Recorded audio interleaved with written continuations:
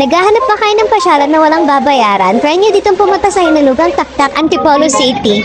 As in, walang entrance fee. Ang gagawin nila, mag-register lang at kailangan nyo ng isang valid ID. May mga activities din sila dito. Meron silang hanging bridge, wall climbing, at saka giant spider web. Libre lahat yun at wala kang babayaran. Tapos meron din sila ditong swimming pool. Wala rin kayong babayaran dito sa may swimming pool. Pwede rin magdala ng pagkain basta luto. Bawal kasi magluto dito sa loob. Pwede kayong pupunta dito ng Tuesday to Sunday kasi every Monday yung kanilang maintenance day.